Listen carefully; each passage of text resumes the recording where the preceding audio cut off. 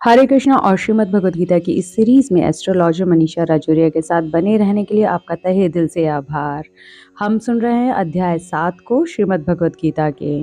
पिछले एपिसोड में हमने देखा संसार माया है, माया से मुक्ति भक्ति या ज्ञान से पाई जा सकती है। ज्ञान के बारे में हमने पिछले एपिसोड में जाना। साथ में जाना माया के 3 गुण कौन से हैं, 4 प्रकार के वे भक्त जो भगवान को प्रिय हैं वे कौन हैं, ईश्वर कैसे अन्य देवताओं के माध्यम से हमें पूजा का फल देते हैं।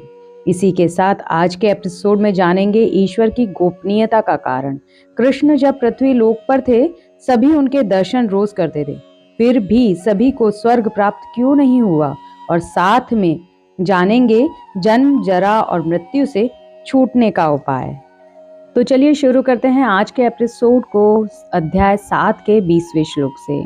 भगवान अर्जुन को कहते हैं जिनकी बुद्धि भौतिक इच्छाओं द्वारा मारी गई है वे देवताओं की शरण में जाते हैं और वे अपने अपने स्वभाव के अनुसार पूजा के विशेष विधि विधानों का पालन करते हैं।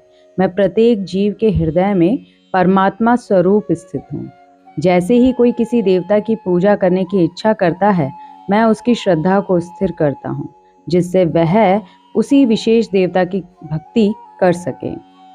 उपरोक्त व्याख्यान में भगवान अर्जुन को कहते हैं कि जब तक मनुष्य भौतिक कल्मश से दूर नहीं होता तब तक वह स्वभावतः अभक्त रहेगा। भौतिक कल्मश से कैसे दूर हुआ जा सकता है? जब हम कृष्ण भावना भावित हों। कृष्ण भावना भावित कब होंगे? जब हम आत्म साक्षात्कार कर लेंगे। आत्म साक्षात्कार कब करेंगे? जब हम कर्म योग या फिर ज्ञान योग का पालन करेंगे। इन सभी को हमने पिछले एपिसोड में डिटेल में पढ़ा है। आगे भगवान कहते हैं जो लोग भौतिक इच्छाएं तो रखते हैं फिर भी वे भगवान की ओर उन्मुख होते हैं, वे भगवान की बहिरंगा प्रकृति द्वारा आकृष्ट नहीं होते। चूंकि वे सही उद्देश्य की तरफ बढ़ रहे हैं अतः वह शीघ्र ही सारी भौतिक काम इच्छाओं से मुक्ति पा जाते हैं। मनुष्य को हमेशा भगवान के प्रति समर्पित रहना चाहिए, फिर चाहे वह भौतिक इच्छाओं से रहित होकर हो, भौतिक इच्छाओं के साथ रहकर भगवान की तरफ अग्रसर हो, या फिर भौतिक कल्मश से मुक्ति चाहने की इच्छा से भगवान की तरफ अग्रसर हो। जिन्होंने अपनी आध्यात्मिक चेतना खो दी है वह अपनी भौतिक इच्छाओं की पूर्ति के लिए ही देवताओं की शरण लेते हैं। उन्हें भगवान की शरण में जाने के कोई खास इंटरेस्ट नहीं होता। उनका मन उनको प्रसन्नता मिलती है पूजा के विधि विधानों का पालन करने से। वे परम लक्ष्य को भूलकर छोटी छोटी इच्छाओं की कामना करते हैं। वे भगवत भक्त नहीं हैं। वे सोचते हैं कि देवता कुछ कार्यों के लिए भगवान से श्रेष्ठ हैं। भगवान सभी जीवों के परम पिता हैं, इसीलिए वह जीवों की स्वतंत्रता में हस्तक्षेप नहीं करते बल्कि देवताओं के माध्यम से उनकी इच्छाएं भी पूरी करते हैं। देवता भगवान के अंग हैं, जैसा कि हमने पिछले एपिसोड में जाना। वे उन्हें सुविधाएं प्रदान करते हैं जिससे वे अपनी इच्छाएं पूरी कर सकें। हो सकता है कुछ लोगों के मन में यह सवाल हो कि भगवान ऐसा करके तो जीव को और बंधन में बांध रहे हैं। यदि परमेश्वर उन्हें ऐसी सुविधाएं प्रदान ना करे तो फिर स्वतंत्रता का कोई अर्थ भी तो नहीं रह जाता।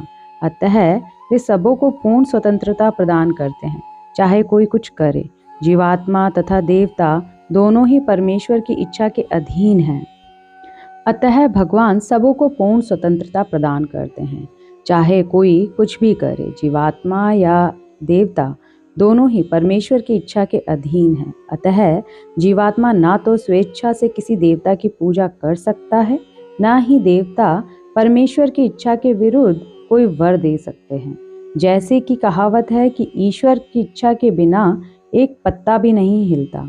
सामान्यतः जो लोग इस संसार में पीड़ित हैं वे देवताओं के पास जाते हैं, क्योंकि वेदों में ऐसा करने का उपदेश है कि अमुक अमुक इच्छाओं वाले को अमुक अमुक देवताओं की शरण में जाना चाहिए। इसे उदाहरण से समझने के लिए एक रोगी को सूर्य देव की पूजा करनी चाहिए, विद्या चाहने वाले को सरस्वती की पूजा करनी चाहिए। इसी प्रकार शास्त्रों में विभिन्न देवताओं के पूजन की विधियां बताई गई हैं। क्योंकि प्रत्येक जीव विशेष सुविधा चाहता है अतः भगवान उसे विशेष देवता से उस वर को प्राप्त करने की प्रबल इच्छा की प्रेरणा देते हैं और उसे वर प्राप्त हो जाता है। परमात्मा सिर्फ जीव के हृदय में ही नहीं देवताओं के हृदय में भी स्थित हैं। अतः वे देवताओं के माध्यम से जीव की इच्छा को पूरा करने की व्यवस्था करते हैं। किंतु जीव तथा देवता दोनों ही परमात्मा की इच्छा पर आश्रित हैं, वे स्वतंत्र नहीं हैं। अगले श्लोक के माध्यम से भगवान अर्जुन को समझाते हैं कि ऐसी श्रद्धा से सम्मिलित वह देवता विशेष की पूजा करने का यत्न करता है और अपनी इच्छा की पूर्ति करता है, किंतु वास्तविकता तो यह है कि ये सारे लाभ केवल मेरे द्वारा प्रदत्त हैं। अल्प बुद्धि वाले व्यक्ति देवताओं की पूजा करते हैं और उन्हें प्राप्त होने वाले फल सीमित तथा क्षणिक होते हैं। देवताओं की पूजा करने वाले देवलोक को जाते हैं, किंतु मेरे भक्त अंततः मेरे परम धाम को प्राप्त होते हैं। यहाँ भगवान अर्जुन को समझाने की कोशिश कर रहे हैं कि सभी देवता भी मेरी अनुमति लेते हैं अपने भक्तों को वर देने के लिए, क्योंकि प्रत्येक वस्तु परमेश्वर की ही तो संपत्ति है। ऐसा नहीं है कि जिस किसी भी देवता की आप पूजा करें और भगवान को प्राप्त कर जाएं। जीव जिस देवता की पूजा करता है वह उसी ही देवता के लोक को प्राप्त करता है। यहाँ हो सकता है कि आपके मन में सवाल आए कि देवता तो परमेश्वर के अंग ही हैं, फिर देवताओं की पूजा करने पर हमें भगवान का परम धाम क्यों नहीं मिलता, हमें देवताओं का लोक क्यों मिलता है।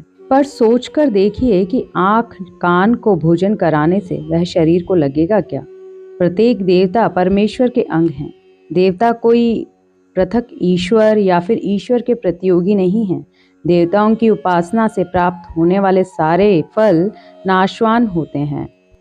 अगले श्लोक में भगवान अर्जुन को कहते हैं कि बुद्धिहीन मनुष्य मुझको ठीक से ना जानने के कारण सोचते हैं कि मैं पहले निराकार था और अब मैंने इस स्वरूप को धारण किया है। वे अपने अल्प ज्ञान के कारण मेरी अविनाशी तथा सर्वोच्च प्रकृति को नहीं जान पाते। मैं मूर्खों तथा अल्पज्ञों के लिए कभी भी प्रकट नहीं हूँ। उनके लिए तो मैं अपनी अंतरंगा शक्ति द्वारा आच्छादित रहता हूँ। अतः वे ये नहीं जान पाते कि मैं अजन्मा तथा अविनाशी हूँ। हे अर्जुन, श्री भगवान होने के नाते मैं जो कुछ भूतकाल में घटित हो चुका है, जो वर्तमान में घटित हो रहा है और जो आगे होने वाला है, वह सब कुछ जानता हूँ। मैं समस्त जीवों को भी जानता हूँ, किंतु मुझे ये कोई नहीं जानता। हे भरतवंशी, हे शत्रु विजेता, समस्त जीव जन्म लेकर इच्छा तथा घृणा से उत्पन्न द्वंद्वों से मोहग्रस्त होकर मोह को प्राप्त होते हैं। उपरोक्त व्याख्यान के अनुसार कई लोगों के मन में तर्क होगा कि जब कृष्ण पृथ्वी लोक पर विद्यमान थे तब वे सभी के सामने दृश्य थे, तो भगवत गीता के उपदेशों में वे ऐसा क्यों कह रहे हैं कि मैं सिर्फ अपने भक्तों के लिए ही प्रकट हूँ। लेकिन उस टाइम भी कृष्ण को परमेश्वर के रूप में एक्सेप्ट करने वाले कुछ ही थे, जैसे भीष्म, पांडव। ज्यादातर सभी लोग उन्हें साधारण मानव ही समझते थे। कुंती कहती हैं कि भगवान योग माया के आवरण से आवृत हैं, अतः सामान्य लोग उन्हें समझ नहीं पाते। ईशोपनिषद में भी भक्तों की प्रार्थना में कहा गया है कि हे भगवान, आप समग्र ब्रह्मांड के पालक हैं और आपकी भक्ति सर्वोच्च धर्म है। अतः मेरी प्रार्थना है कि आप मेरा भी पालन करें। आपका दिव्य रूप योग माया से आवृत है। ब्रह्म ज्योति आपकी अंतरंगा शक्ति का आवरण है।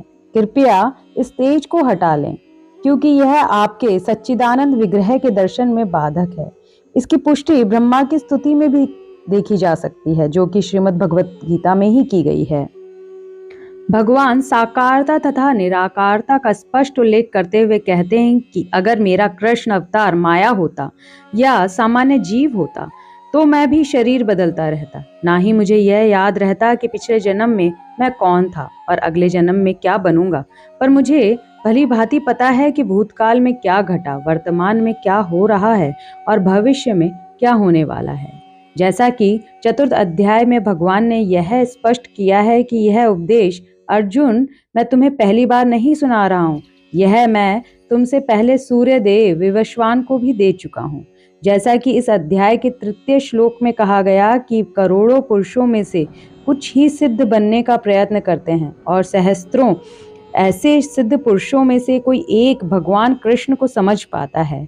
भले ही कोई निराकार ब्रह्म या अंतर्यामी परमात्मा की अनुभूति के कारण सिद्ध हो ले, किंतु कृष्ण भावनामृत के बिना वह भगवान को समझ नहीं सकता।